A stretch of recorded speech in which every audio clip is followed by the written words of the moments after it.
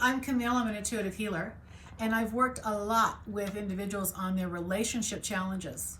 So, think about, what's the greatest challenge you've got with your relationships? Is it being able to be self-expressed? Do you feel like you rinse and repeat, like you got the same game, different guy, different face, different body, but same routine, same routine? Same with men. Do you feel like you get damsels in distress and they look great, they're so hot, they're so beautiful when you get them, and then all of a sudden they have just nothing but problems? So a lot of times people don't realize that they're on rinse and repeat kind of robotic ways of being with their relationship because they never really stop to see what they're attracting themselves to or what's attracted to them. So if you are stuck in a pattern inside of relationships, you've got something from your past you're trying to work out. And these relationships are your history. So you have to look at what's your role, like who are you being inside of that relationship, because you could be the hero. A lot of men, want to be a woman's hero. They want to save her, and so they end up getting taken for a ride financially, okay? Or a woman, she wants to also fix him, and he's a drinker, but he's getting sober. Or, I can't tell you how many times I've heard, I'm in love with the potential.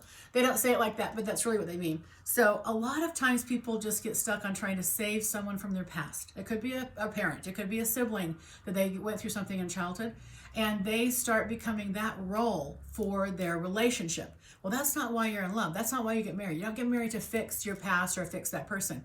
You get married because you can't see your future without that person, right? So you want to figure out who you're being. Now that's the secret. If you can figure out, like, you have a role as a fixer or a healer or big sister or big brother or mama or daddy, because if you're paying a guy's bills, come on. Or even a woman's bills, come on.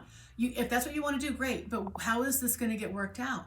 If that's something you don't want to do and you're doing it, you have to look at what you need to give up. Now, when you give that up, let's say it's an identity you live in.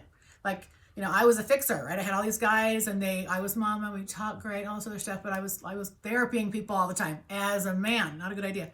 So what you have to look at is what you got to give up in your own identity. That's how you get attention. That's how you get approval. So if you don't have that to offer, what do you have to offer?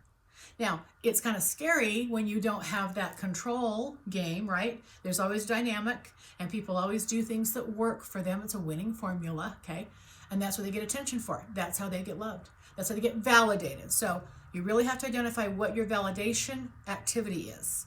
And then you have to look at, if I gave that up, what would they want me for?